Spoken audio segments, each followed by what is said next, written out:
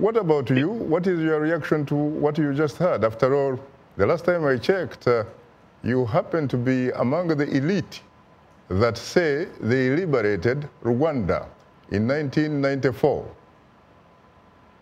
Yeah, well, Shaka, that's true. But obviously, it is a travesty that what we set out to do is not what Rwanda is today.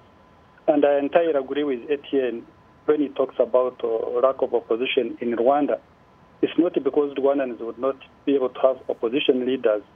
It's simply because the real opposition leaders are either being killed or they are in prison or have been forced into exile.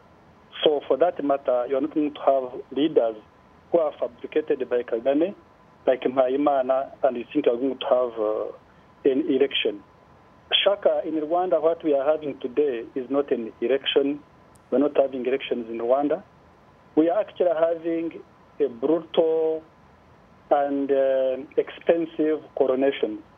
Actually, beneath a coronation, because when you are going to coronate to have an emperor or a king, you only get him in the stadium, and then you have one day occasion, and then people go.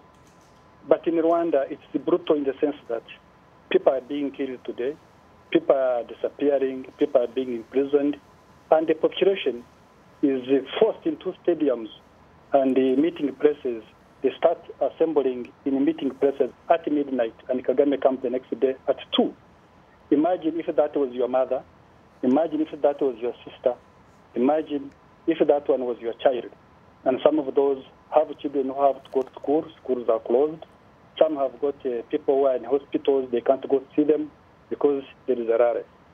The second thing is you cannot talk about elections and free elections in a country whereby institutions of government are captured, extremely owned by one person.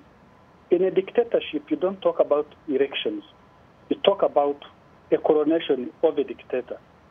The executive in Rwanda, that is the government, the executive, are actually treated as slaves. If some of you have followed President Kagame's retreats or meetings, he just harasses them, embarrasses them, humiliates them. And you know in Rwanda, it's only one country where you are going to have a turnover of cabinet reshuffles, probably 3 cabinet reshuffles every year. So every member of cabinet expects to be expelled or be sacked any time. The judiciary in Rwanda is mainly dominated by the military. Very strong cases don't find their way into the formal judicial process. They find their way into the military.